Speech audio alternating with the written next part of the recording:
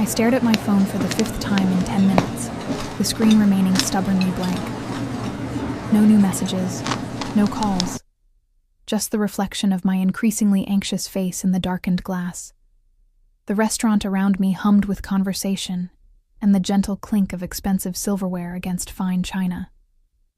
A waiter glided past, his eyebrow slightly raised as he noticed my still empty place setting across the table. "Would Madam care for another glass of water while waiting?" he asked, his voice carefully neutral but his eyes betraying a hint of pity. "Yes, please," I managed, my throat dry despite the 2 glasses I'd already consumed. And I'm sure he'll be here any minute."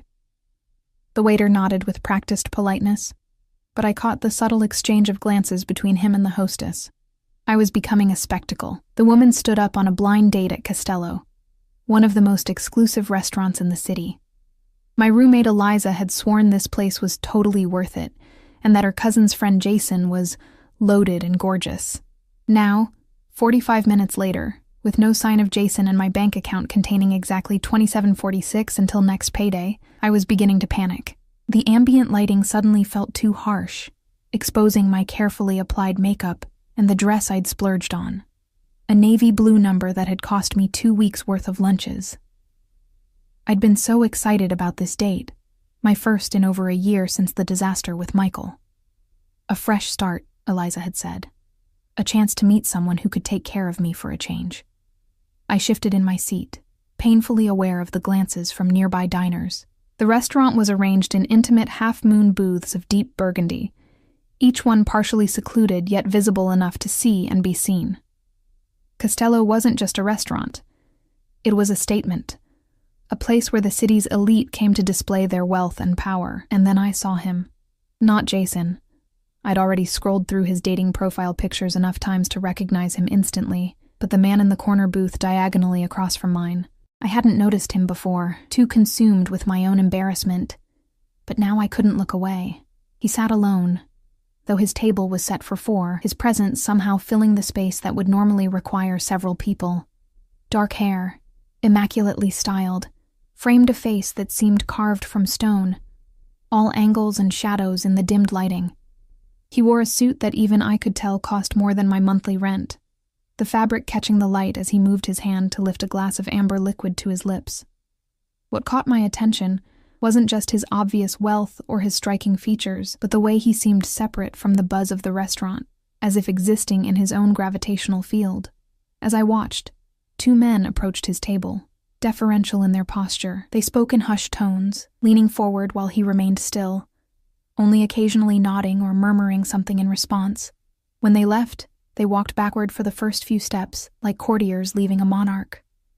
My phone buzzed suddenly, startling me so badly I nearly knocked over my water glass. My heart leapt. Finally, Jason with an explanation. But it was just Eliza. Any sign of him yet? I swallowed hard and typed back. Nothing. 45 min late. Pretty sure I've been stood up. 3 dots appeared immediately. Then, "That jackass! I'm going to kill my cousin. Are you okay? Can you just leave?" My cheeks burned as I glanced at the small leather folder on the edge of my table. The waiter had brought it 20 minutes ago, containing the bill for my single glass of white wine. An impulse order when my nerves had gotten the better of me. $18. Nearly my entire remaining budget until payday. Already ordered a drink. Can't dine and dash, I replied. Shit, Emma. I'm so sorry.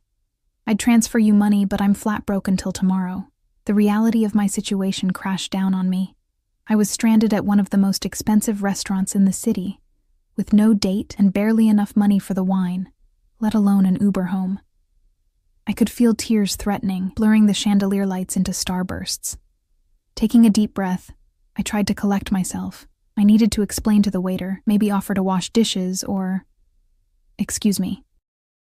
The voice came from beside me, deep and smooth as velvet. I looked up, blinking away the moisture in my eyes, and found myself staring at an expensively tailored jacket, then higher, into the face of the man from the corner booth. Up close, he was even more imposing, tall, with shoulders that blocked the light, creating a shadow that fell across my table. His face was striking rather than conventionally handsome, with a straight nose, high cheekbones, and eyes so dark they appeared black in the restaurant's dim lighting. "I couldn't help but notice your situation," he said, his voice carrying a slight accent I couldn't place. "Your date isn't coming, is he?" Embarrassment flooded me anew. Great. Even the strangers in the restaurant had been watching my humiliation unfold. "It appears not," I said, trying to keep my voice steady. "Just a misunderstanding, I'm sure." His lips curved in what might have been a smile, though it didn't reach his eyes. "A man who keeps a woman like you waiting isn't worth your time." Before I could respond, he gestured subtly, and a waiter materialized beside him.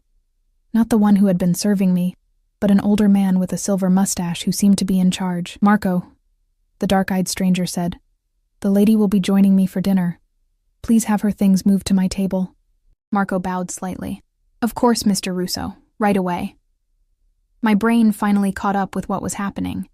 "Wait, Unless," Mr. Russo said, his gaze intense enough that I had to resist the urge to look away, "you'd prefer to continue waiting alone?" I glanced around at the other diners, some of whom were now openly staring. My phone screen lit up with another message from Eliza. "Maybe try to sneak out." "I don't even know you," I said, my voice barely above a whisper. He extended a hand, large and adorned with a single platinum ring on his right index finger. "Alessandro Russo. And you are?" The situation felt surreal, like I'd stumbled into someone else's life. "Emma," I replied, automatically taking his offered hand. "Emma Chen." His fingers closed around mine, warm and dry. "Well, Emma Chen," he said. And the way he pronounced my name sent an involuntary shiver down my spine. "I'm having dinner alone tonight, which is a rare occurrence for me. You've been abandoned. It seems the universe is suggesting we should eat together."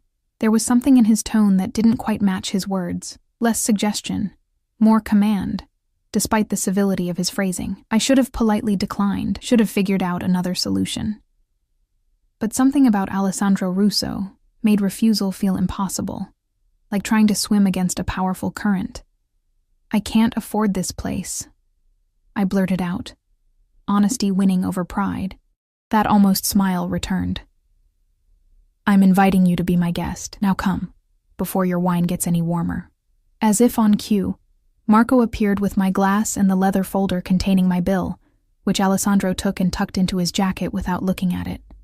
A second man had materialized behind him, broad-shouldered and stone-faced, wearing an earpiece despite the late hour and indoor setting. He scanned the restaurant constantly, his gaze never resting in one place for long. I hesitated only a moment longer before gathering my purse and standing.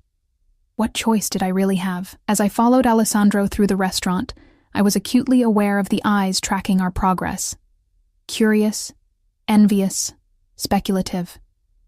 The back of Alessandro's jacket was immaculate, not a wrinkle to be seen, and he moved with the confidence of someone who never questioned his place in the world. His booth was larger than mine had been, positioned in a corner that offered a view of the entire restaurant while remaining partially secluded. As we approached, I noticed a third man rise from a nearby table to join the guard behind us. These weren't friends or business associates, I realized with a jolt. They were security. "Who are you?" I asked, as Alessandro gestured for me to take a seat on the plush burgundy cushion. He slid in across from me, adjusting his cuffs with a practiced motion. "I told you my name. That's not what I meant." Alessandro studied me for a moment, then signaled to Marco without breaking eye contact with me. "Bring the 96 Brunello and a fresh menu for Ms. Chen." Only when Marco hurried away did he lean back slightly. "I'm a businessman with diverse interests. Import, export, real estate, finance." The vagueness of his answer should have been my second warning. The first had been the security detail. But there was something magnetic about him that short-circuited my usual caution. "And do you often rescue stranded women from embarrassing dates?" I asked. "Only when they intrigue me." He leaned forward slightly, and I caught a hint of his cologne, something expensive and subtle, with notes of cedar and spice. "Tell me, Emma Chen, what do you do when you're not being stood up by unworthy men?" The directness of his gaze made my skin prickle. "I'm a translator, Mandarin and English, mostly for corporate clients and sometimes at conferences." "Ah," he said, with what seemed like genuine interest. "You have an excellent ear for language, then." My mother was Chinese, my father American. I grew up speaking both. I wasn't sure why I was sharing personal details with this stranger, but something about his focused attention made me want to fill the silence. Marco returned with a bottle of wine that he presented to Alessandro, with the reverence usually reserved for religious artifacts. After Alessandro nodded his approval, Marco poured a small amount for him to taste. The ritual continued with an efficiency that spoke of long practice, and soon I had a glass of deep red wine in front of me that probably cost more than my weekly grocery budget. "To unexpected meetings," Alessandro said, raising his glass. I hesitated, then lifted mine in response. "To expensive rescues," something that might have been amusement flickered in his eyes as he took a sip. I followed suit, the wine blooming across my tongue with a complexity that justified its obvious cost. "Now," Alessandro said, setting down his glass, "tell me who this man was, who thought so little of his good fortune as to stand you up." I explained about Eliza's cousin's friend, feeling increasingly foolish as I laid out the blind date setup. Alessandro listened without interrupting, his expression unreadable. When I finished, he made a small sound that might have been dismissal. "A boy playing at being a man," he said. "You've had a fortunate escape." Before I could respond, Marco returned with menus, though Alessandro waved his away. "We'll have the chef's selection, starting with the scallops and the truffle risotto." He looked at me. "Any allergies or aversions I should know about?" I shook my head, a little unsettled by his casual command of the situation. "No allergies, but good." He interrupted smoothly. "Marco, make sure Chef Paolo knows the lady appreciates his artistry." As Marco departed again, I found myself studying Alessandro, trying to piece together the puzzle of him. He was clearly wealthy and powerful, accustomed to deference. The security guards stationed nearby suggested importance, or danger, or both. Yet there was something else, something in the way the restaurant staff practically bowed in his presence, in the way other diners cast furtive glances our way. "You're staring, Emma," Alessandro said, without looking at me, his attention on the wine as he swirled it gently in his glass. "Sorry," I said automatically. "It's just, is this how you normally dine? With bodyguards and staff treating you like royalty?" Now he did look at me, his dark eyes assessing. "Yes," he said simply. "Does that make you uncomfortable?" It should have. Everything about this situation should have made me uncomfortable, and yet there was something almost freeing about sitting across from a man who made no apologies for his power, who wore it as naturally as his perfectly tailored suit. "I'm just trying to understand why," I said carefully. "Someone like you would bother with someone like me." Alessandro's expression shifted, something dangerous flickering behind his eyes for just a moment before disappearing. "Someone like you," he repeated, his voice dropping lower. "And what kind of person do you think you are, Emma Chen?" The question lingered between us, weighted with an intensity I couldn't quite understand. What kind of person did I think I was? Ordinary. Unremarkable. The kind of woman who gets stood up on blind dates and can't afford the wine she's already ordered. "I'm just normal," I said finally, tracing my finger around the base of my wine glass. "I work 60-hour weeks translating corporate documents that no one will ever read. I live with a roommate because rent in this city is obscene. I haven't taken a vacation in 3 years. I looked up at him. Nothing that would typically interest someone who dines with an entourage. Alessandro's expression remained inscrutable, but something shifted in his posture, a subtle leaning forward that made the air between us seem to compress. "Normality is vastly overrated," he said quietly, "and often merely a disguise." Before I could ask what he meant, the first course arrived, scallops resting on beds of pureed cauliflower, garnished with caviar and gold leaf. The presentation was artistic, the portion tiny, but exquisite. I hesitated, suddenly aware of how unprepared I was for the formality of this dining experience. "Eat," Alessandro said, not touching his own plate yet. "I want to see if you enjoy it." There was something almost predatory in the way he watched me, and I felt a flutter of nervousness as I took the first bite. The scallop melted in my mouth, buttery and perfectly seared, the briny pop of caviar enhancing rather than overwhelming it. I couldn't help the small sound of pleasure that escaped me. A smile, the first genuine one I'd seen, curved Alessandro's lips. "Good," he said, finally picking up his own fork. "There's nothing more disappointing than sharing excellent food with someone who doesn't appreciate it." As we ate, he asked questions about my work, displaying a surprising knowledge of international business translation. His own responses about his business ventures remained vague, skimming the surface of real information like stones across water. What became clear was his intelligence. Sharp, quick, and calculating. He spoke 4 languages fluently, he told me, and could navigate basic conversation in 3 more.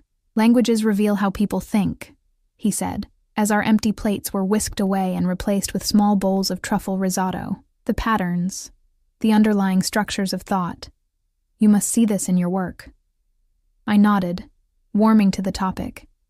It's why machine translation still falls short. It can't capture the cultural context, the subtle shadings of meaning. I took a bite of the risotto, the earthy perfume of truffles filling my senses. Last month, I was working on a contract where a single character in Mandarin had 3 possible interpretations, each changing the entire meaning of the clause. "And which interpretation did you choose?" Alessandro asked, his dark eyes intent on mine. "The one that most favored my client," I admitted, then felt a flush of embarrassment at my candor. I mean, within ethical boundaries, of course. Something that might have been approval flickered across his face. "Of course," he echoed, but the slight curve of his mouth suggested he understood perfectly the gray areas of business negotiations. "Loyalty is important in your line of work, then." "Trust is everything," I agreed. "Clients need to know I'll protect their interests." "And do they reward this loyalty appropriately?" I thought of my tiny apartment, my dwindling bank account, the promotion I'd been promised for 6 months that never materialized. "Not always," I said carefully. Alessandro made a dismissive gesture with one hand. "Then they're fools. Loyalty should be valued above all else." The intensity in his voice suggested this wasn't merely a business philosophy, but something deeper, more personal. The conversation flowed more easily after that, carried along by excellent food and wine that seemed to appear without Alessandro ever having to request it. I found myself relaxing despite the strangeness of the situation, drawn in by his focused attention. He listened when I spoke, as if my words were the only sounds in the room worth hearing. It was intoxicating in a way that had nothing to do with the wine. It wasn't until the main course, a perfectly cooked fillet with a red wine reduction, that I noticed the pattern of his questioning. For all that he seemed to be sharing, he was primarily extracting information. My routine, my apartment location, my social connections, my family background. The realization sent a chill through me that counteracted the warmth of the wine. "You ask a lot of questions," I said, setting down my fork. "But I still know almost nothing about you." Alessandro didn't seem bothered by my sudden directness. "What would you like to know? Why do you have bodyguards? And don't say it's standard for businessmen, because it isn't." He studied me for a long moment, then set down his knife and fork with deliberate precision. "In my position, there are people who might wish to negotiate from a position of leverage. My security team ensures these negotiations happen only on my terms." The careful phrasing raised more questions than it answered. "Are you in danger?" "Everyone with power is in danger, Emma. The greater the power, the greater the danger." He reached for his wine glass, the movement smooth and controlled. "Does that frighten you?" It should have. Everything about this man should have sent me running. Instead, I found myself drawn closer to the flame. "I'm not sure," I answered honestly. "I think it depends on what kind of power you have, and how you use it." Something dangerous flickered in his eyes. A very diplomatic answer. "I'm a translator, not a diplomat.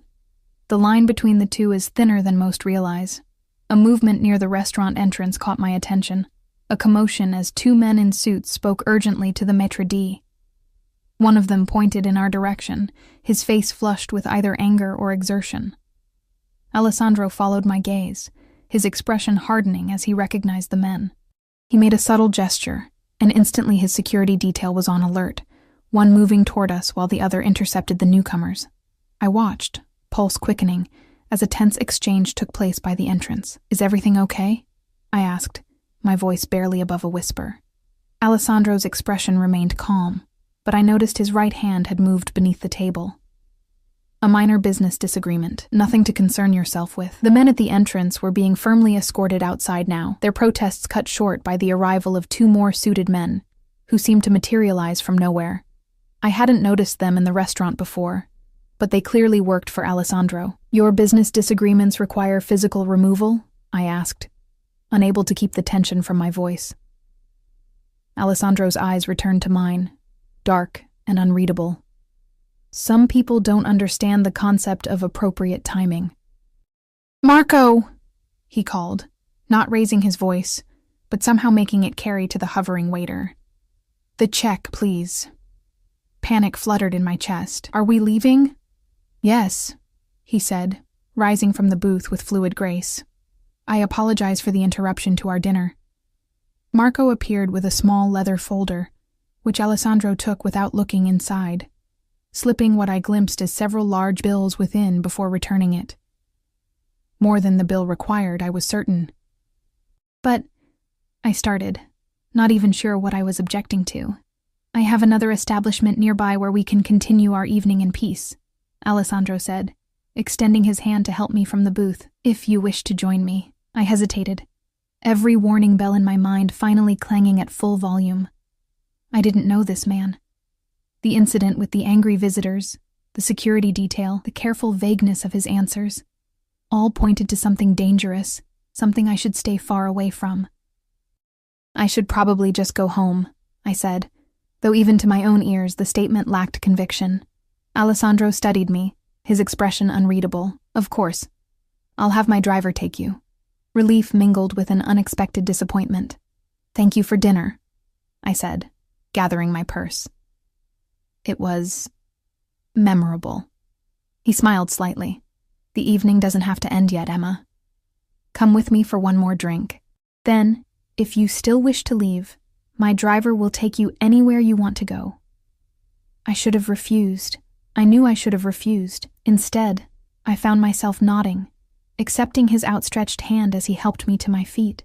His fingers closed around mine, warm and strong, and that same electric current I'd felt earlier shot up my arm. We left through a private exit at the back of the restaurant, bypassing the main entrance where the disturbance had occurred. A sleek black car waited outside, engine running, a broad-shouldered man holding the door open as we approached. Alessandro guided me with a light touch at the small of my back, his hand radiating heat through the thin fabric of my dress. The car's interior was spacious and luxurious, the leather seats butter-soft beneath me. Alessandro slid in beside me, close enough that I could feel the heat from his body, but not quite touching. The door closed with a solid thunk, and the world outside immediately seemed to recede, the tinted windows and soundproofing creating a bubble of isolation. "Where are we going?" I asked as the car pulled smoothly away from the curb. "I own a private lounge a few blocks from here," Alessandro replied, more discreet than the restaurant. "Is discretion necessary?" The question slipped out before I could censor it. He turned to look at me, shadows playing across the planes of his face as streetlights slid past outside. "In my experience, privacy is always valuable. Wouldn't you agree?" There was a weight to his words that suggested layers of meaning. "I suppose it depends on what you need privacy for," I said carefully. His mouth curved. A diplomatic answer again. "You didn't answer my question earlier," I pressed, emboldened by the cocoon-like privacy of the car. "About what kind of business you're really in." Alessandro studied me for a long moment, and I had the unsettling feeling he was making calculations, assessing risks and rewards. "I manage certain aspects of this city's economy that don't appear in official records," he said finally. "I facilitate relationships, resolve conflicts, and ensure that transactions proceed smoothly." The deliberately obscure phrasing only confirmed what I had begun to suspect.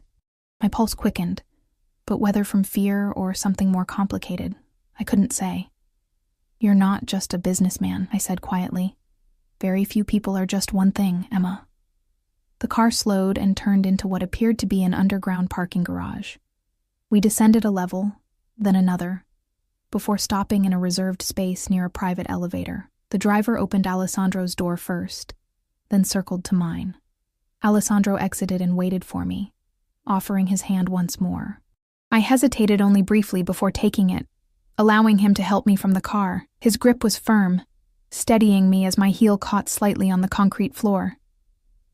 For just a moment, I found myself pulled against his chest, my palm resting on the solid wall of muscle beneath his expensive suit. He smelled of cedar and spice and something darker, something uniquely him. Careful, he murmured, his breath warm against my ear. Then he released me, though his hand remained at the small of my back as he guided me toward the elevator. The security detail had somehow arrived ahead of us, one man holding the elevator door, while scanning the garage with vigilant eyes. Inside, Alessandro pressed his thumb to a biometric scanner, causing the button for the top floor to illuminate. The doors closed silently, and we began to ascend. The elevator was mirrored on 3 sides, multiplying our reflections into infinity. I caught glimpses of us from every angle. Alessandro tall and commanding beside my more slender frame. In the harsh elevator lighting, the differences between us were even more apparent. His bespoke suit and confident posture contrasting with my off-the-rack dress and nervous stance. And yet, there was something in the way he positioned himself slightly in front of me, the way his eyes constantly moved, assessing our surroundings, that made me feel unexpectedly protected. "You're very quiet," Alessandro observed as the floor numbers climbed. "I'm trying to decide if I'm making a terrible mistake," I admitted. He turned to look at me directly, his dark eyes intent. "And what conclusion have you reached?" "I haven't yet, but I think the sensible part of my brain is losing the argument." A smile ghosted across his lips. "The sensible parts of our brains rarely lead us to the most memorable experiences, Emma." The elevator slowed smoothly, and the doors opened to reveal a stunning space. A private lounge with floor-to-ceiling windows overlooking the city. The lighting was low and intimate, the furnishings sleek and modern. A bar of gleaming mahogany dominated one wall, while comfortable seating arrangements were scattered throughout. Despite the size of the space, we appeared to be the only occupants. "Welcome to Il Rifugio," Alessandro said, his hand still at the small of my back as he guided me inside. My private sanctuary. As I stepped into the room, I could feel myself crossing a threshold that had nothing to do with the physical space. A boundary between the life I had lived until tonight, and something new and dangerous and thrillingly unknown. The view was breathtaking. From this height, the city spread out like a tapestry of lights, buildings transforming into jeweled structures against the velvet darkness. I moved toward the windows, drawn by the panorama. "It's beautiful," I said softly. "It is," Alessandro agreed, though when I glanced back, I found him watching me rather than the view. He had removed his suit jacket, draping it over a nearby chair, leaving him in a crisp white shirt that accentuated the breadth of his shoulders and the lean strength of his torso. The simple act of removing a layer felt strangely intimate. He moved to join me at the window, standing close enough that I could feel the heat radiating from his body. "I come here to think," he said, "to remind myself of what I've built and what remains to be done." "And what exactly have you built?" I asked, turning to face him. Alessandro considered me for a long moment. "An empire of sorts," he finally said, though not one recognized by conventional authorities. The confirmation of what I'd suspected should have terrified me. Instead, I felt a strange calm descend, as if the uncertainty had been worse than the truth. "You're an organized crime," I said. Not a question this time. "I prefer to think of it as alternative governance." His voice remained level, his eyes never leaving mine. "The traditional structures of power in this city are corrupt and inefficient. I provide stability where they cannot." A burst of nervous laughter escaped me. "Is that what you call it?" "It's what it is." He moved to a sideboard where crystal decanters gleamed in the low light. "Would you like a drink? I have an excellent 25-year-old scotch." The surreality of the situation struck me anew. Standing in a luxurious penthouse with a self-admitted crime lord who was offering me aged scotch as if we were at a normal dinner party. "Yes," I said, surprising myself. "I think I need one." Alessandro poured amber liquid into 2 heavy crystal tumblers, then returned to hand me one. Our fingers brushed during the exchange, sending that now familiar current through my skin. I took a sip, the scotch burning a warm path down my throat. "Why are you telling me this?" I asked. "Isn't it dangerous to admit what you are to a stranger?" He moved back to the window, gazing out at his domain. "You're intelligent enough to have already deduced the truth. Denying it would only insult us both."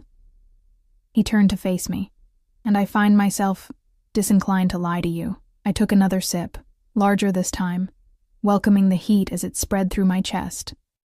"Is that unusual for you, being disinclined to lie?"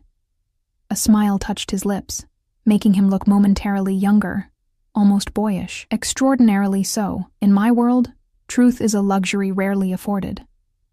And yet you're affording it to me. Why?"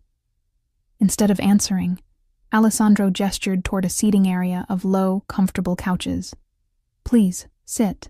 The view is just as magnificent from there, and we can be more comfortable." I followed him, choosing a seat that allowed me to keep some distance between us. The couch was buttery soft leather, cradling my body as I sank into it. Alessandro sat opposite me, his posture relaxed yet somehow still commanding the space.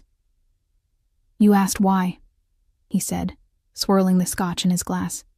"From the moment I saw you in that restaurant, abandoned, vulnerable, yet holding yourself with such dignity, I felt something I rarely experience. Curiosity." His eyes found mine, dark and intent. "You intrigue me, Emma Chen, because I was stood up on a date?" I asked skeptically. "Because of how you handled it. Most women would have left immediately, or caused a scene, or dissolved into tears. You did none of those things. You sat there, spine straight, chin up, facing your humiliation with quiet courage." He leaned forward slightly. "Strength and vulnerability is uncommon." His words warmed me in a way that had nothing to do with the scotch. "You're giving me too much credit. I was just too broke to leave." "Perhaps that was part of it," he acknowledged with a slight incline of his head. "But not all. There's something in you that refuses to break, even when bent. I recognize it because I see it in the mirror. The comparison should have offended me. I was nothing like this dangerous man. And yet, something in his words resonated.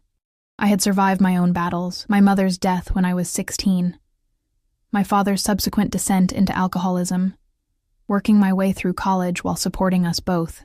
Different wars than his, fought on different battlefields, but wars nonetheless. "You don't know me," I said, but my voice lacked conviction. "Not yet," he agreed, "but I would like to." The simple statement hung in the air between us, weighted with implications. I knew I should leave now, call an Uber, and forget this night had ever happened. Return to my small apartment, my struggling career, my unremarkable life, but the thought felt hollow, like settling for shadows after glimpsing the sun. "What would that mean?" I asked, my voice barely above a whisper. "You knowing me?" Alessandro set his glass down on the table between us, the movement deliberate. "That depends entirely on what you want, Emma." "And if I don't know what I want?" His eyes darkened. "Then perhaps I can help you discover it." The air between us seemed to thicken, charged with an electricity I couldn't name but could certainly feel. I finished my scotch in one burning swallow, needing the liquid courage. "You're a dangerous man," I said. "Yes." No denial, no attempt to soften the truth, and being known by you would be dangerous for me. "Also, yes." He leaned forward, elbows on his knees, regarding me intently. "But danger and reward often walk hand in hand. The question is whether you believe the potential reward justifies the risk." I set my empty glass beside his.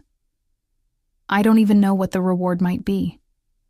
Something shifted in his expression, a heat entering his gaze that made my pulse quicken. "Don't you?" Before I could respond, a discreet chime sounded. Alessandro's expression hardened as he reached for his phone, checking the screen with a frown. "Excuse me," he said, rising. "I need to take this. It will only take a moment." He moved across the room, speaking in rapid Italian too quiet for me to hear. Left alone, I had a moment to breathe, to think. What was I doing here? This man had admitted to being a criminal, surrounded himself with armed guards, and radiated danger from every pore. And yet, I couldn't deny the pull I felt toward him. Not just physical attraction, though that was undeniably present, but something deeper. A recognition, perhaps, of something in him that matched something in me, like puzzle pieces from entirely different puzzles that somehow fit together. My phone buzzed in my purse. I pulled it out to find 3 increasingly panicked messages from Eliza. "Emma, are you okay? Did you get home safe? Emma. Answer me or I'm calling the police." I quickly typed back, "I'm fine. Got a ride. Tell you everything tomorrow." The response was immediate. "What? With who? Send your location now." I hesitated, thumb hovering over the screen. What would I even say? Having drinks with the crime lord who rescued me from my failed date didn't seem like something that would reassure her. "Everything's fine. I promise. Battery dying. Talk tomorrow." I turned off the phone before she could respond, knowing it was cowardly, but unable to face her questions when I had no answers myself. Alessandro returned, his expression now composed, though I detected lingering tension in the set of his shoulders. "I apologize for the interruption." "Business or pleasure?" I asked. "Business," he said, resuming his seat. "Always business." "Is it difficult?" The question slipped out before I could reconsider it. "What you do?" He studied me for a moment, as if weighing how much to reveal. "Any position of leadership comes with burdens," he said finally. "People depend on me, not just my associates, but their families, businesses under my protection, communities who rely on the stability I provide." "Protection," I repeated, unable to keep a note of skepticism from my voice. "Is that what you call it?" A flicker of something, perhaps anger, perhaps respect, crossed his face. "You disapprove. I don't know enough to approve or disapprove," I said carefully. "But I know that protection often means something very different in your line of work." Alessandro leaned back, regarding me thoughtfully. "In the absence of effective legitimate authority, someone will always fill the vacuum. I prefer it be someone with principles. And you have principles?" "I do." There was steel in his voice now. "I don't deal in human trafficking. I don't sell to children. I keep violence away from civilians. I protect those loyal to me as if they were my own blood." His eyes hardened. "And I punish betrayal without mercy." A shiver ran down my spine at his last words, the implicit threat in them impossible to miss. This was a man who had ordered people killed, who lived by a code outside society's laws. "Why translation?" he asked suddenly, changing the subject. The abrupt shift threw me off balance. "What? Why did you choose to become a translator? It's demanding work with little recognition." I took a moment to gather my thoughts. My mother always said I lived between worlds. Too Chinese for America, too American for China. Translation lets me bridge those worlds, find meaning in the spaces between languages. I traced the edge of my empty glass with my fingertip, and I'm good at it. Really good. "Yet underpaid and undervalued," Alessandro observed. "The file on your company suggests they exploit your talent." My head snapped up. "File? You've been investigating me?" He didn't even have the grace to look embarrassed. "Of course. I make it a point to know who I'm dealing with." "When?" I demanded. "We only met hours ago. I had my people run a preliminary background check while we were still at the restaurant," he said, as if this were perfectly reasonable. "A more thorough investigation has been ongoing since we left." Anger flared in my chest. "You had no right—" "I take my security very seriously," he cut in, his voice hardening. "I needed to know you weren't placed in my path deliberately." "Placed in your—" I broke off, realization dawning. "You thought I might be working for someone? A rival or the police?" Alessandro shrugged, the gesture elegant despite its casualness. It was a possibility that needed to be eliminated. "And has it been?" I asked, unable to keep the edge from my voice. "Am I cleared of suspicion?" His lips curved slightly. "You have no criminal record, no connections to law enforcement or rival organizations, an exemplary academic record at UCLA.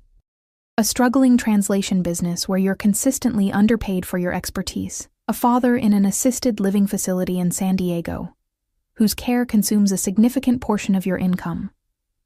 His eyes held mine. "You are exactly who you appear to be, Emma Chen, which, as I said earlier, is fascinating to me." The detailed recitation of my life left me cold. "You had no right," I repeated.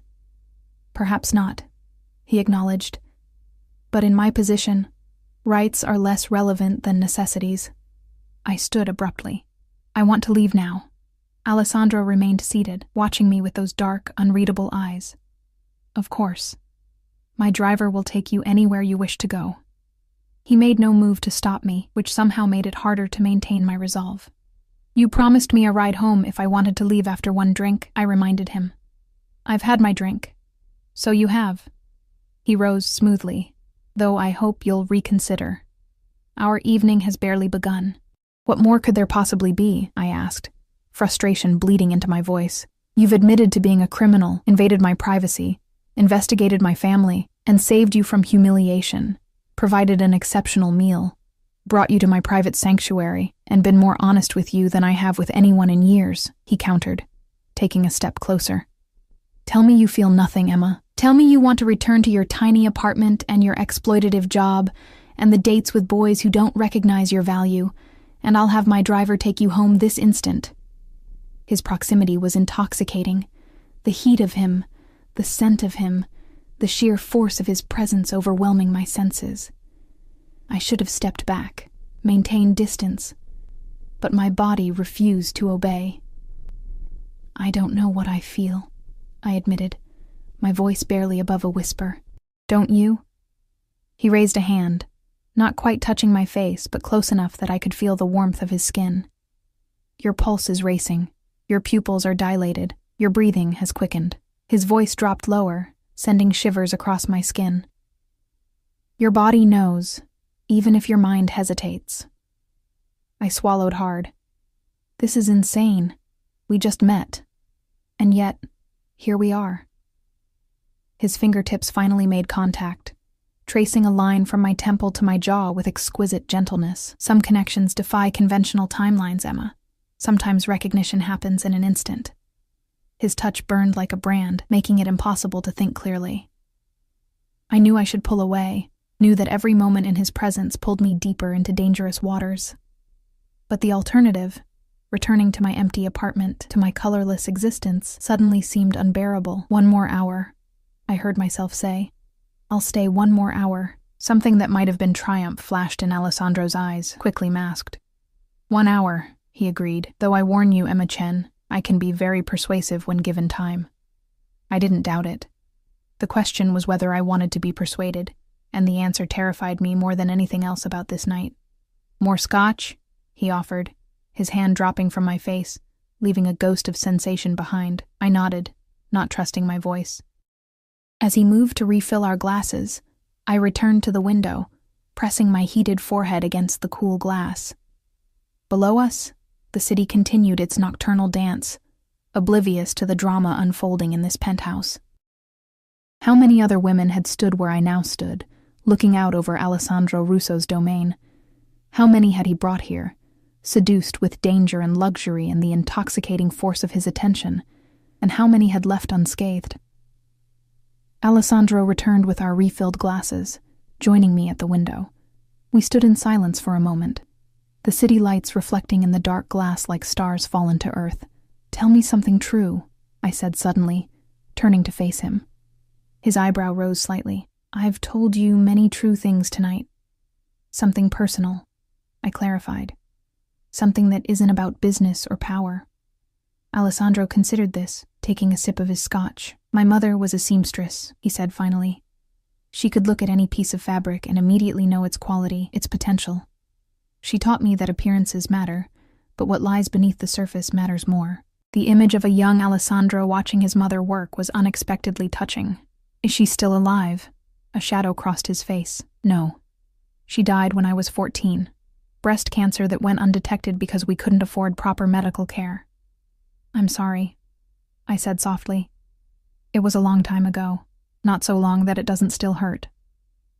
His eyes met mine, something vulnerable flickering in their depths before disappearing. "No," he acknowledged. "Not so long. My mother died too," I offered. "When I was 16, a car accident." "I know," he said, then had the grace to look apologetic when I frowned. "It was in the file. I should have been angry again at the reminder of his invasion of my privacy. But instead, I felt a strange connection. Two people who had lost their mothers too young, who had been forced to grow up too quickly. "What happened after?" I asked, genuinely curious. "After your mother died." Alessandro's expression darkened. "My father was not a strong man. He turned to alcohol, then gambling. He accumulated debts to people who don't forgive such things." He took another sip of his scotch. "When they came to collect, I offered myself instead. I was young, but I was smart and willing to learn." "They took you in? A 14-year-old boy?" The man who ran that organization had lost his own son years before. He saw something in me, potential, perhaps, or simply a reflection of what he'd lost. Alessandro's voice was distant now, as if recalling a different life. "He became my mentor, taught me everything he knew. When he died 10 years later, I took control. And built your empire," I said softly. He inclined his head slightly, from necessity at first, then from ambition. "And now? Now?" Alessandro turned to look out at the city again. "Now it's about legacy, building something that will outlast me." There was loneliness in his voice that resonated with something inside me. Despite all his power, all his wealth, Alessandro Russo stood apart from the world, separated by the very things that elevated him above others. "What about you?" he asked, his focus returning to me. "After your mother's death, what happened?" I shrugged, the memory still painful despite the years. "My father broke, not all at once, but piece by piece.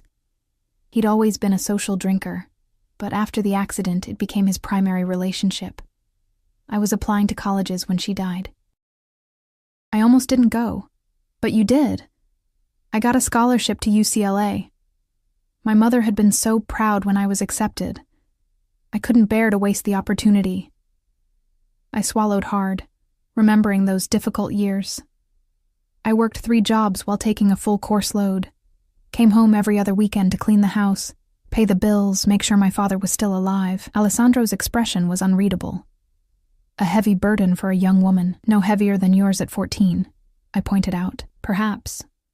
His voice softened.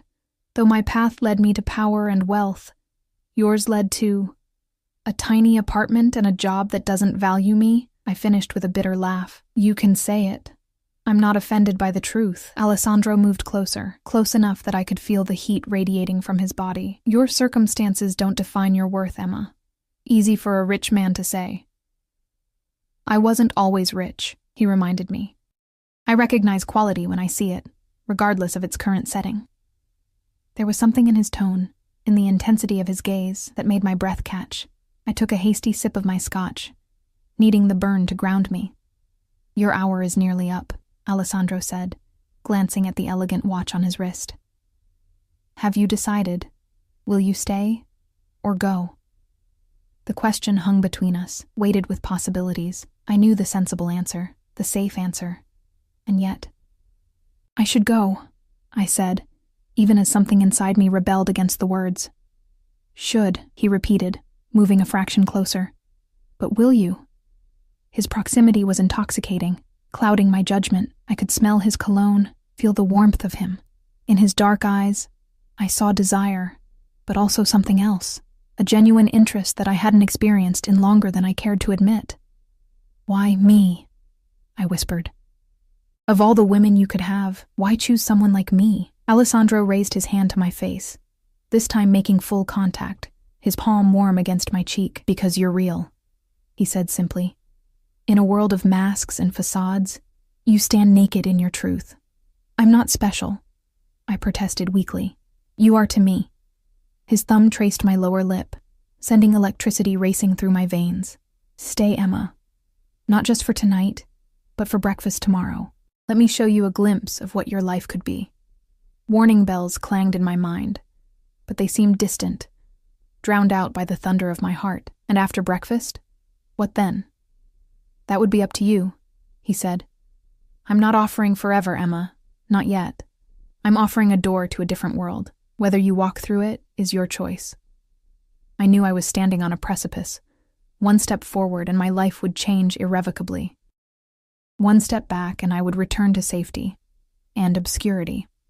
If I stay, I said carefully, it doesn't mean I'm agreeing to anything beyond tonight and breakfast. Alessandro's lips curved into a smile that transformed his severe features, making him devastatingly handsome.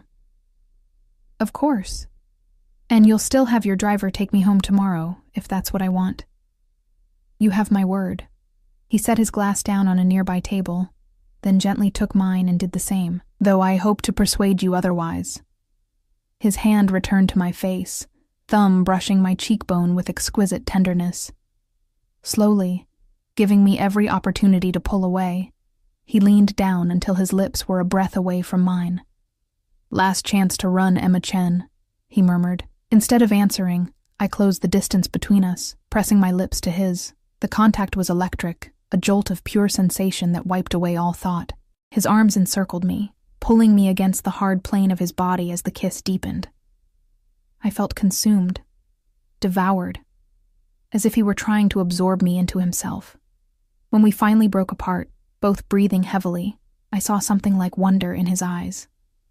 Stay with me tonight, he said, his voice rough with desire. This time, there was no hesitation. Yes. I woke to sunlight streaming through floor-to-ceiling windows and the unfamiliar sensation of Egyptian cotton against my bare skin.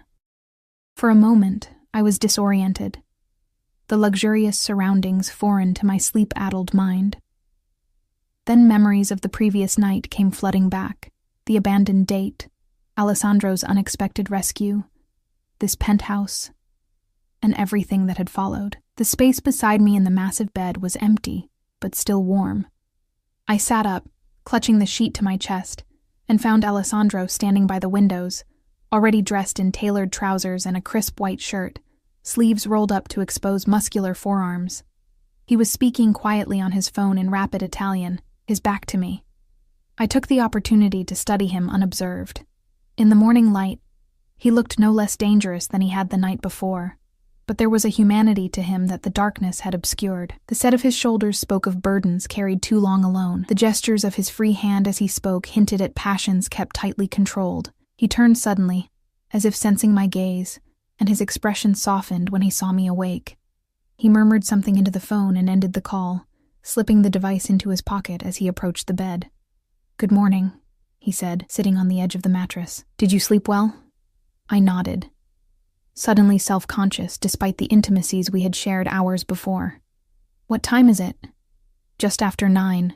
He reached out to tuck a strand of hair behind my ear, the casual tenderness of the gesture making my heart stutter. I've ordered breakfast. It should arrive soon. I should probably get dressed, I said, glancing around for my clothes. There's no rush. His eyes traveled over me, warm with appreciation, even though the sheet covered me. But if you'd be more comfortable, I had some clothes brought for you. They're in the bathroom. You had clothes brought for me, I repeated, unsure whether to be touched or disturbed by his presumption. How would you even know my size? A smile played around his lips. I pay attention to details, Emma. It's how I've survived this long. The implications of his statement that he had been studying me, memorizing me, sent a shiver of something between fear and excitement down my spine. I clutched the sheet tighter. I think I'll take a shower, I said, needing a moment alone to gather my thoughts. Alessandro nodded and stood. Take your time. I'll be in the living room when you're ready. He left, closing the bedroom door behind him with quiet precision. I exhaled slowly, trying to process the surreality of my situation. 24 hours ago, I had been preparing for a blind date with a man who never showed up.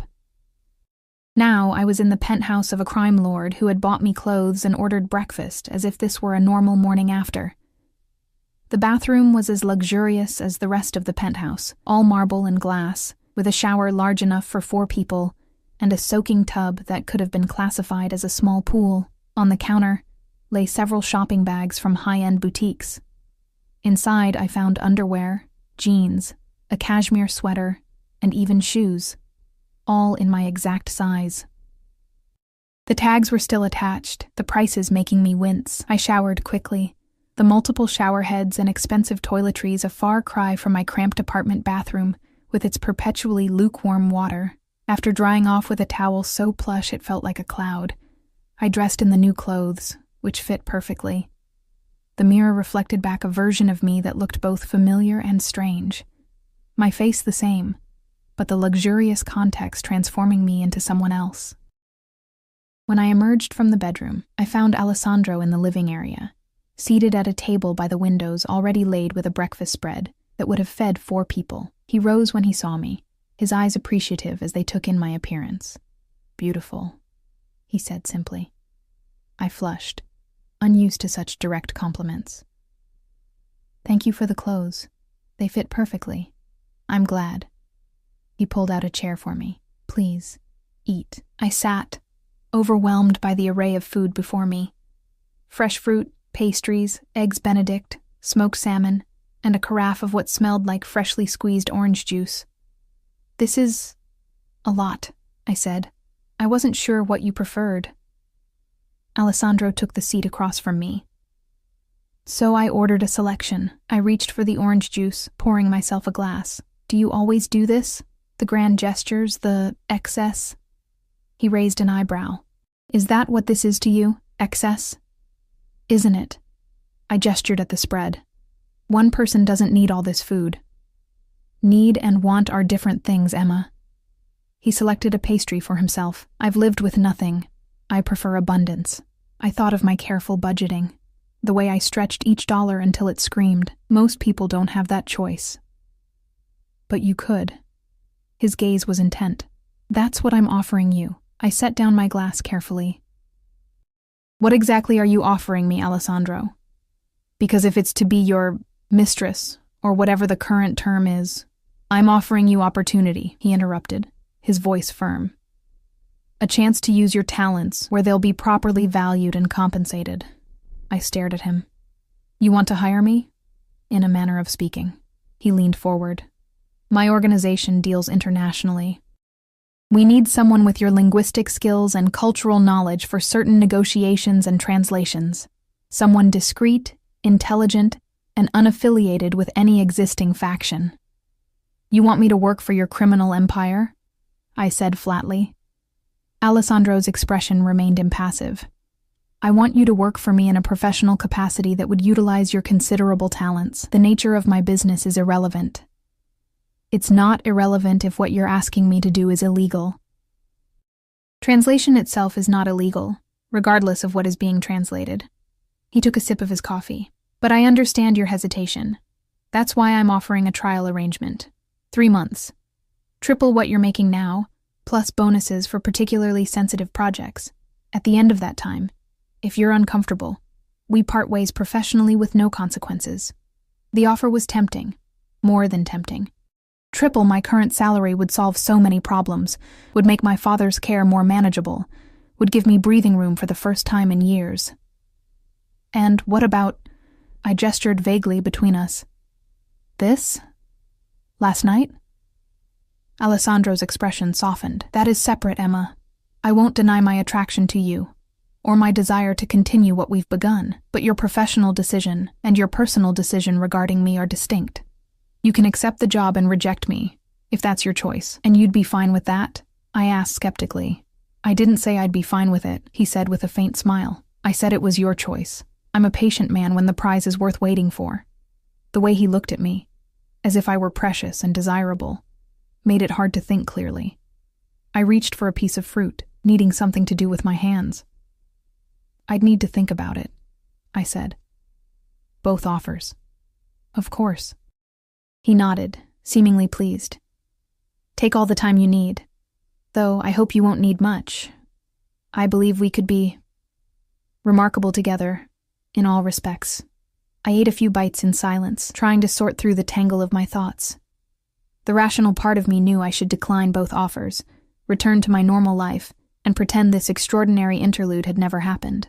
But another part, a part I hadn't known existed until Alessandro awakened it, craved the danger, the luxury, the intoxicating sense of possibility he represented. "What would I be translating?" I asked finally. "I need to know what I'd be involved in." "Primarily business contracts and negotiation terms," he said. "Some correspondence with international partners. Occasionally you'd serve as a live translator for meetings. Not drug deals or assassination orders. Alessandro actually laughed, the sound unexpectedly warm. No, Emma. Whatever you may think of me, I don't conduct my business like a cartoon villain. I felt my cheeks warm. I don't know how your business works. That's the point. Fair enough. His expression grew serious. My organization deals in many things. Import, export, real estate, private lending, protection services, entertainment venues, and yes, some activities that fall outside legal parameters. But I maintain certain standards. I told you my principles last night, and I meant them. I studied him, trying to reconcile the complex man before me with the simplistic notions of criminality I'd grown up with. And if I see something that crosses a line for me, you walk away, he said simply. With a severance package and my word that you'll be left alone. It sounded too good to be true, which usually meant it was. Why me? There must be professional translators who already work in your world. Alessandro's gaze was steady. Because you're untainted by existing loyalties. Because your skills are exceptional. And yes, because I want you close to me. He reached across the table, his hand covering mine. I desire you, Emma, but I also respect you. The two aren't mutually exclusive. His touch sent warmth spiraling through me, making it difficult to maintain my composure. I withdrew my hand, needing distance to think clearly. If I say yes to the job but no to the personal aspect, would I still see you? I would be your employer, he said. We would interact professionally. I wouldn't force my attentions where they weren't wanted. I nodded, absorbing this. And if I say yes to both, something darkened in his gaze, a heat that made my breath catch. Then we explore this connection between us and see where it leads. No promises beyond mutual honesty and respect. And exclusivity? I heard myself ask, surprising both of us. Alessandro's lips curved. Absolutely. I don't share what's mine, Emma. The possessive note in his voice should have repelled me. Instead, it sent a thrill through my body that I couldn't deny. I'm not yours yet, I reminded him. Yet, he repeated, satisfaction evident in his tone. Does that mean you're considering it? I took a deep breath. I'm considering everything. Alessandro's phone chimed with a message. He glanced at it, his expression shifting subtly before he returned his attention to me. I apologize, but I have some business that requires my attention this morning, he said, setting the phone aside. My driver can take you home whenever you're ready. The reminder of the world beyond this penthouse, my tiny apartment, my demanding job, my ordinary life, felt like a splash of cold water. Of course, I said, pushing away my half-eaten breakfast. I should get going anyway. Alessandro studied me for a moment. You're disappointed. No, I began, then stopped myself. Yes, actually. I thought we'd have more time to talk. His expression softened. I'd like nothing more than to spend the day with you, Emma. Unfortunately, some matters can't be postponed. He hesitated, then added, unless you'd be willing to wait. I should be finished by early afternoon. The invitation hung between us, tempting and dangerous. Part of me wanted to say yes, to extend this fantasy for a few more hours. But the rational part knew I needed space to think clearly, away from Alessandro's magnetic presence. I think I should go, I said finally. I have a lot to consider. He nodded, accepting my decision without argument. Of course. But before you leave, he reached into his pocket and withdrew a small card, sliding it across the table to me. It was plain white with only a phone number printed in elegant black script. This is my private line. When you've made your decision about either offer, call me. I picked up the card, the heavy cardstock expensive against my fingertips. How long do I have to decide? I would appreciate an answer within a week. His dark eyes held mine, but Emma, understand this. Regardless of what you decide professionally, I want to see you again. That door remains open regardless. The intensity of his gaze made my heart race. I slipped the card into the pocket of my new jeans, nodding wordlessly. Alessandro rose from his chair with fluid grace. I'll have Carlo bring the car around. Is there anything you need before you go? I thought of my dress from last night, probably still somewhere in the bedroom. "My clothes will be cleaned and returned to you," he finished. "And your purse is on the console table by the door." Of course he had thought of everything. I stood, suddenly awkward in the face of our imminent parting. What was the proper etiquette for saying goodbye to a crime lord after a one-night stand that might become something more? Alessandro solved the dilemma by stepping closer, his hand rising to cup my cheek. "I've enjoyed our time together, Emma," he said softly. More than I expected. Before I could respond, he leaned down and kissed me, not the passionate embrace of the night before, but something gentler, a promise rather than a demand. It still left me breathless. When he pulled away, his expression was carefully controlled, but I caught a glimpse of genuine emotion in his eyes before he masked it. "Carlo will escort you down. I have to make a call before I leave." With that, he was gone, striding toward what I assumed was his office. I stood for a moment, fingers pressed to my lips, trying to process everything that had happened in the last 24 hours. A discreet cough drew my attention to the elevator, where a broad-shouldered man in a dark suit, Carlo, presumably, waited patiently. I grabbed my purse from the console table and followed him into the elevator, still feeling slightly dazed. The ride down was silent, Carlo's stoic presence beside me a reminder of the world Alessandro inhabited, a world of guards and guns and unspoken dangers. When we reached the garage level, a sleek black car waited, engine running. Carlo opened the rear door for me with formal courtesy. "Where to, Ms. Chen?" the driver asked as Carlo closed the door behind me. I gave him my address, then sat back against the leather seats, closing my eyes as the car pulled smoothly out of the garage. The real world awaited, my roommate with her inevitable questions, my job with its grinding demands, my father with his mounting medical bills. Everything exactly as it had been yesterday morning, except I wasn't the same. In the space of one night, Alessandro Russo had shown me a different life, a different version of myself. The question was whether I could, or should, reach for it. My apartment building looked shabbier than ever as the black car pulled to the curb. I thanked the driver, who responded with professional courtesy, waiting until I entered the building before driving away. The elevator was out of service again, so I trudged up 4 flights of stairs, the new designer jeans and cashmere sweater Alessandro had given me incongruous against the peeling paint and scuffed steps. I paused outside my door, bracing myself for Eliza's interrogation. Taking a deep breath, I unlocked the door and stepped inside. "Emma!" Eliza shrieked, launching herself off the couch. "Where the hell have you been? I was about to file a missing person report."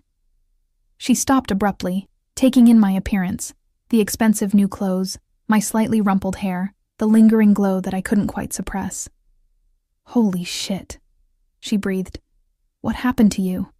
And what are you wearing?" I set my purse down on our small kitchen counter, buying time. "It's a long story. I've got all day," Eliza said, crossing her arms. "Start talking. Where did you go after being stood up? Why didn't you answer my texts? And since when do you own a sweater that probably costs more than our rent?" I sank onto our worn couch, the contrast between Alessandro's penthouse and our tiny apartment hitting me anew. "I met someone at the restaurant," I said slowly.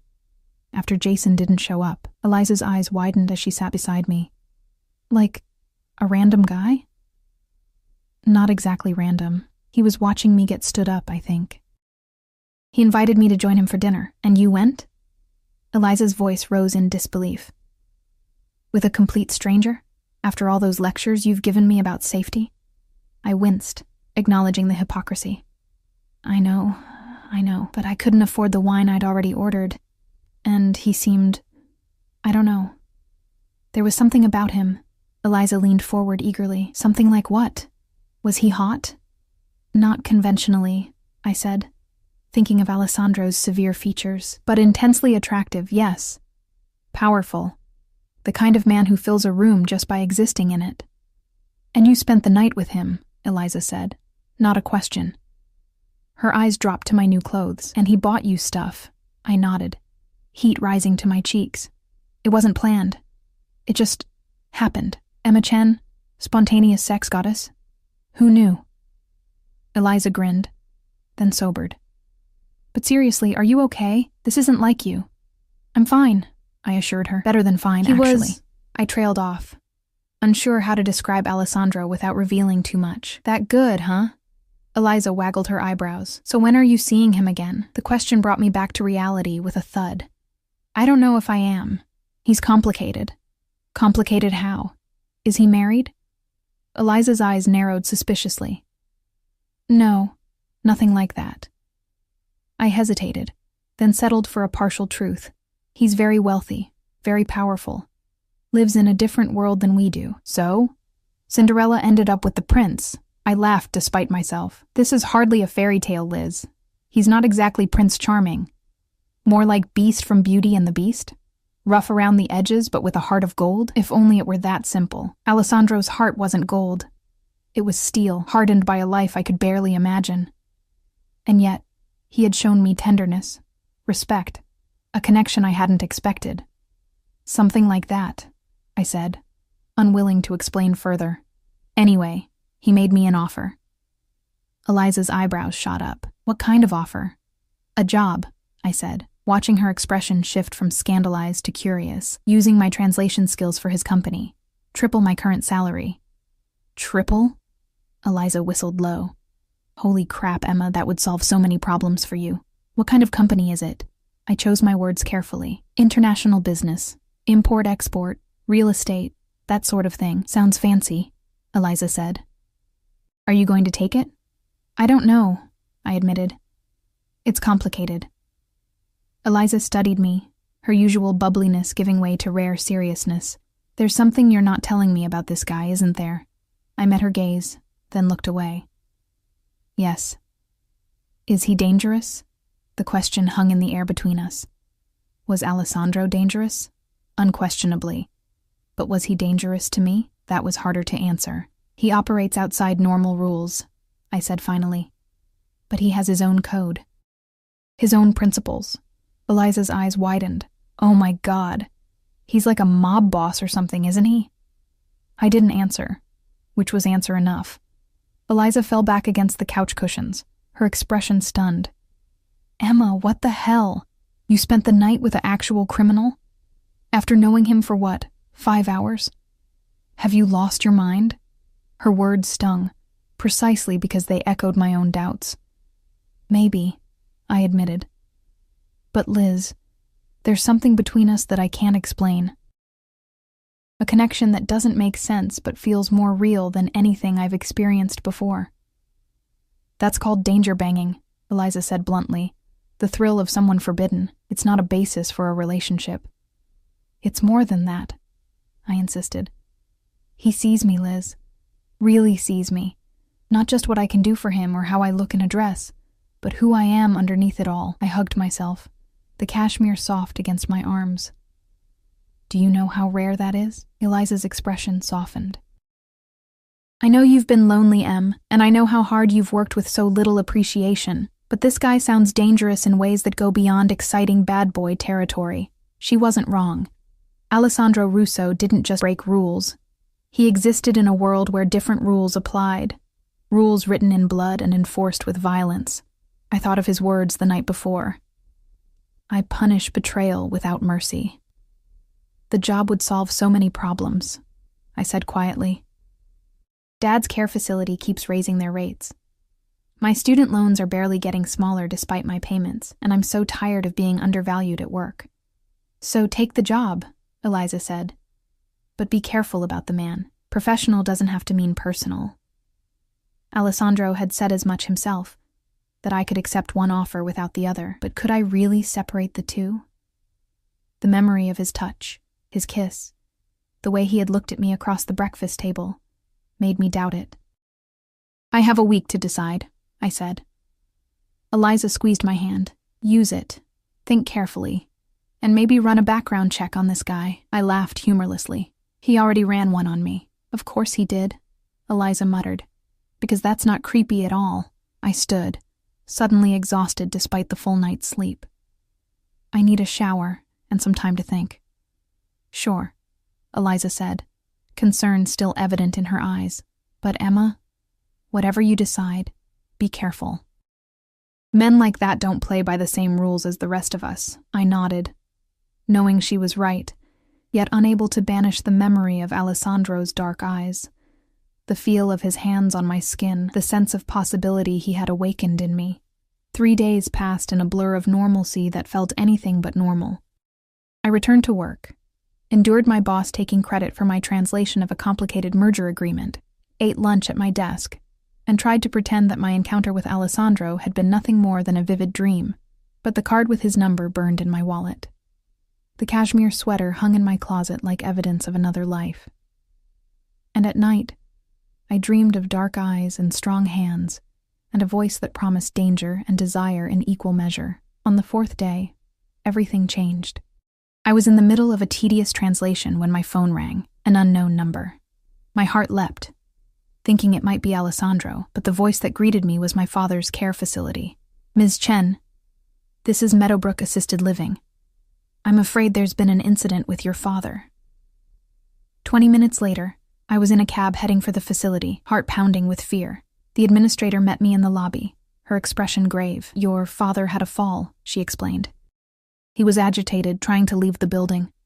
When the staff attempted to redirect him, he became combative and fell, hitting his head. "Is he okay?" I asked, my voice barely steady. "He's stable, but the doctor wants him transferred to a memory care unit. His dementia is progressing more rapidly than we anticipated, and our facility isn't equipped for that level of care." My stomach dropped. Memory care? But that's significantly more expensive, yes, she confirmed. "I've prepared some information on facilities that might be suitable, but I must warn you, there's often a long waiting list unless you can pay privately." She handed me a folder with brochures, each one listing monthly rates that made my head spin. Even the most affordable would cost nearly twice what I was already paying, an amount that already stretched my budget to breaking point. "How long can he stay here?" I asked. 30 days, she said, not unkindly. "After that, we simply can't provide the level of care he needs." I nodded numbly, taking the folder. "Can I see him?" "Of course. He's been sedated, so he may be drowsy." My father looked smaller in the hospital bed, a bandage covering one side of his forehead. The strong, vibrant man who had taught me to ride a bike, who had held me while I cried after my mother's funeral, was disappearing piece by piece, replaced by a confused stranger who sometimes didn't even recognize me. I sat beside him, holding his hand, as the reality of my situation crystallized with painful clarity. I couldn't afford the care he needed, not on my current salary, not with my existing debts, not without help. The choice that had seemed so complicated suddenly simplified. I knew what I had to do.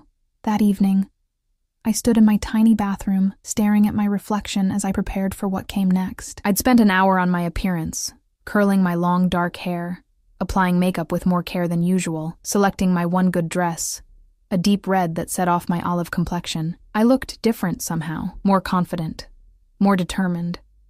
"Going somewhere fancy?" Eliza asked when I emerged. "I'm meeting Alessandro," I said, reaching for my coat. "I've made my decision." Eliza's expression grew serious. "About the job?" "About everything." She caught my arm as I turned to leave. "Emma, are you sure about this? There are other ways to get money. Other jobs." "Not fast enough," I said. "Dad needs care now, not after I spend months job hunting. I'm worried about you," Eliza admitted. I hugged her briefly. "I know. But I'm going into this with eyes open. I know who he is, what he does, and I know what I'm risking. Just be careful," she said, "and call me if you need anything, anytime." I nodded, then left, the white card with Alessandro's number clutched in my hand. The restaurant where we agreed to meet was different from Costello. Smaller, more intimate, tucked away on a side street in the Italian district. When I arrived, the hostess led me directly to a corner table where Alessandro waited, rising as I approached. His eyes moved over me appreciatively, taking in the red dress, the careful makeup, the subtle jewelry I'd chosen. "Emma," he said, my name almost a caress on his lips. "You look beautiful." "Thank you," I said, allowing him to hold my chair. He was immaculate as always in a charcoal suit that emphasized his broad shoulders, a platinum tie clip the only adornment besides his signature ring. After ordering drinks, scotch for him, red wine for me, Alessandro studied me across the table, his dark eyes intent. "You've made your decision," he said, not a question. I nodded. "Yes." "And?" I took a breath, crossing my Rubicon with full awareness of what it meant. "I accept both offers, the job and the personal relationship, but I have conditions." Something that might have been amusement flickered in his eyes. "You're negotiating with me?" "Yes," I said firmly. "My father needs specialized care. Memory care. It's expensive. Beyond what even your generous salary offer would cover while maintaining my own living expenses." Alessandro nodded slowly. "I see. And your condition? I want you to arrange for him to receive the best care available, not just adequate, the best, as part of my compensation package." He considered this, taking a sip of his scotch. "That's easily arranged. What else?" "I maintain my own apartment, at least for now. I need space that's mine alone." "Agreed, though I hope you'll spend significant time at my residence as well." "I will," I promised, warmth blooming in my chest at the thought. "And finally, if I ever see something in your business that crosses my ethical lines, I can walk away. From the job, not necessarily from you, without consequences." Alessandro set down his glass, his expression serious. "You have my word on all counts. Your father will receive the finest care available. Your apartment remains yours, and you retain the freedom to define your own boundaries." He leaned forward. "Is there anything else?" I shook my head. "No, those are my terms." "Then we have an agreement." He extended his hand across the table, and I took it, feeling the warmth of his skin against mine. "Welcome to my world, Emma Chen." Something in his tone made me shiver, a sense of irrevocability, of crossing a threshold from which there would be no return. But as his thumb caressed my palm, I knew with sudden clarity that I didn't want to return. Whatever dangers lay ahead, whatever complications arose, the path forward with Alessandro was the one I wanted. "When do I start?" I asked. "Tomorrow, if you'd like. I have several contracts that require immediate attention." His eyes held mine, heat building in their dark depths. "But tonight belongs to us alone." My pulse quickened at the promise in his words. "And after tonight? What happens then?" Alessandro raised my hand to his lips, pressing a kiss to my palm that sent electricity racing up my arm. "We build something together, Emma, something neither of us could create alone." "A partnership," I suggested. "Yes." He agreed, his expression softening in a way I suspected few people ever witnessed. Though perhaps in time it might become something more. The possibility hung between us, tantalizing and fragile. I knew the risks I was taking, the dangers inherent in Alessandro's world, but I also knew that some chances were worth taking, some connections too powerful to deny. "I'd like that," I said softly. Alessandro smiled, a genuine expression that transformed his severe features, making him devastatingly handsome. "As would I, Emma. More than you know." As he signaled for the waiter to bring menus, his hand still holding mine, I felt a sense of rightness settle over me. The path ahead wouldn't be easy or safe, but it would be extraordinary, and after a lifetime of careful choices and quiet struggles, extraordinary was exactly what I wanted.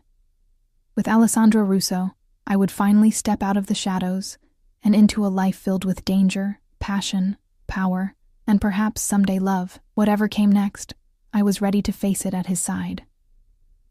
Alessandro insisted on having his driver take us from the restaurant, though our destination remained unspoken between us.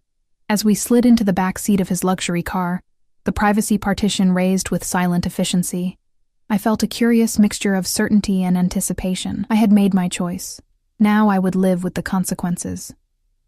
"Are you having second thoughts?" Alessandro asked, his voice low in the dimness of the car. I turned to look at him, his profile strong against the passing city lights. "No," I said truthfully. "Just processing everything." His hand found mine, fingers interlacing with gentle pressure. "It's a significant change. I would be concerned if you weren't contemplating the implications." The car wound through the city toward Alessandro's building, the same penthouse where I'd spent that first night. As we ascended in the private elevator, his hand at the small of my back, I realized that this time was different. I wasn't stepping into the unknown anymore. I was walking deliberately into a new life, eyes wide open. The night that followed was both familiar and new, Alessandro's touch both possessive and reverent, as if I were something precious he'd found unexpectedly. Afterward, lying in his vast bed with the city lights glimmering through the floor-to-ceiling windows, I felt a strange peace descend. "Tell me what you're thinking," Alessandro murmured, his fingers tracing idle patterns on my bare shoulder. "That I should be afraid," I said. "But I'm not." He propped himself up on one elbow, studying my face in the half-light. "Fear is useful only when it sharpens your awareness, not when it paralyzes you." His hand moved to cup my cheek. "You've chosen to swim in deeper waters, Emma. I'll do everything in my power to ensure you don't drown." I turned my face to press a kiss into his palm. "I've always been a strong swimmer." His smile was warm, private, an expression I suspected few people ever witnessed. "That's why you're here." The next morning marked the beginning of my new reality. After breakfast, Alessandro led me to a section of the penthouse I hadn't seen before, a home office with 2 desks, one clearly his with multiple monitors and a view of the city, the other smaller but elegant, positioned to face the door. "Your workspace," he said, "when you're here. You'll also have an office at the main building downtown." The desk held a high-end laptop, still sealed in its box, and several file folders stamped with various international shipping logos. "These need immediate attention," Alessandro explained, indicating the folders. "Contracts between our Hong Kong interests and a new partner in Shanghai. The translation needs to be perfect. There can be no misunderstandings." I picked up the top folder, flipping it open to scan the contents. Complex business language, import regulations, financial terms. Challenging but well within my capabilities. "I'll start right away," I said. Alessandro nodded, pleased. "My personal assistant will bring you anything you need. I have meetings until late afternoon, but we can discuss your work over dinner." Just like that, I was absorbed into his world. The transition was both easier and more complex than I had anticipated. The translation work itself was straightforward, if more sensitive than my previous jobs. What proved more challenging was navigating the dual nature of our relationship: professional during working hours, personal during our private time. By the end of the first week, I had established a rhythm: mornings at Alessandro's penthouse, working on urgent documents while he attended to his various businesses; afternoons at the downtown office, a sleek, modern building where I had a corner office with views of the park, and a staff that treated me with a deference that took some getting used to. Evenings back at the penthouse, or occasionally at my own apartment when I needed space to breathe. The work was intellectually stimulating in a way my previous job had never been.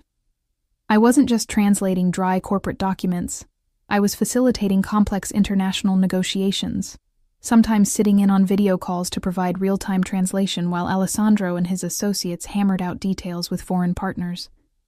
I learned quickly to read between the lines, to understand the subtext beneath the formal business language. Some deals were entirely legitimate: real estate acquisitions, import-export arrangements for luxury goods, investments in restaurants and clubs. Others operated in grayer areas, with careful phrasing to obscure the true nature of the transactions. True to his word, Alessandro never asked me to translate anything related to violence or the darker aspects of his business empire. Whether he was shielding me or simply compartmentalizing, I couldn't be sure, but I appreciated the boundaries nonetheless. 1 month into our arrangement, Alessandro took me to see my father at his new care facility, a luxury establishment with manicured grounds, world-class doctors, and a staff-to-patient ratio that ensured constant attention. The difference from his previous placement was stark. My father had a spacious private room overlooking gardens, access to innovative therapies, and caregivers who treated him with genuine warmth. "Do you approve?" Alessandro asked as we walked the grounds after our visit. "It's amazing," I admitted, blinking back tears. I could never have afforded this for him. Alessandro's hand tightened around mine. "Your father deserves the best care available, And you deserve the peace of knowing he's well looked after." I looked up at him. This complicated man who could order violence without hesitation, yet show such unexpected kindness. "Thank you," I said simply. He nodded once, accepting my gratitude without diminishing it. "Your loyalty to your father speaks well of you, Emma. Family matters. Blood matters." I was beginning to understand that for Alessandro, these weren't just words but fundamental principles that guided his actions. Loyalty, family, honor, the old-world values that underpinned his modern criminal empire. 3 months passed, and the trial period Alessandro had initially proposed came and went without discussion. By then, I had become an integral part of his organization, trusted with increasingly sensitive negotiations. My linguistic skills had expanded beyond Mandarin and English to include basic Italian, a necessity for understanding the rapid conversations that sometimes erupted among Alessandro and his inner circle. I still maintained my apartment, though I spent less and less time there. Most of my clothes had migrated to Alessandro's penthouse, taking up space in his massive walk-in closet. The designer items he bought for me now far outnumbered my original wardrobe: cashmere sweaters, silk blouses, tailored suits for business meetings, and evening wear for the social events we occasionally attended. The social aspects of Alessandro's world presented their own challenges. At public functions, gallery openings, charity galas, restaurant launches, we presented as a successful businessman and his partner. In more private settings, among those who knew Alessandro's true nature, I was introduced simply as mine, a possessive designation that should have offended my independent spirit, but instead made me feel strangely protected. I observed the complex hierarchies of his organization, the way his captains deferred to him while commanding their own respect, the careful dance of power and submission that kept the empire functioning. Women were rare in this world, and those who were present typically fell into defined roles: wives, girlfriends, daughters to be protected.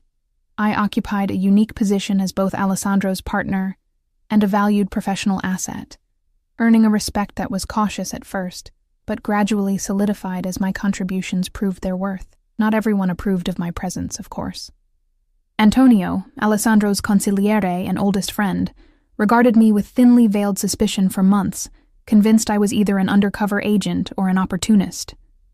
It was only after I caught a subtle mistranslation in a Hong Kong contract that would have cost them millions that he began to thaw. "You have good eyes," he told me grudgingly after that incident. "And a quick mind." From Antonio, this qualified as effusive praise.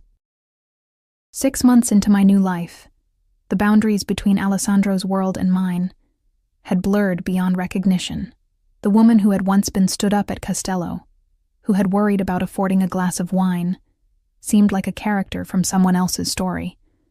In her place was a woman who moved confidently through luxury and danger, who had learned to read a room for threats as well as opportunities, who understood power in all its forms. The changes weren't just external. Something within me had shifted, hardened in some places, softened in others. I was still myself, still Emma Chen, but with edges more clearly defined. It wasn't all smooth sailing, of course. There were arguments, fierce ones when Alessandro's controlling tendencies collided with my independence. There were moments of doubt, usually late at night, when I lay awake beside his sleeping form, wondering if I had compromised too much of myself in this bargain. And there were glimpses of the violence that underpinned his world, a bruised knuckle he wouldn't explain, hushed conversations that ceased when I entered a room, the occasional presence of weapons I pretended not to notice. But there was also connection, deeper than I had ever experienced. Alessandro saw me, truly saw me, in ways no one else ever had. He valued my mind as much as my body, challenged me intellectually, supported my growth both professionally and personally.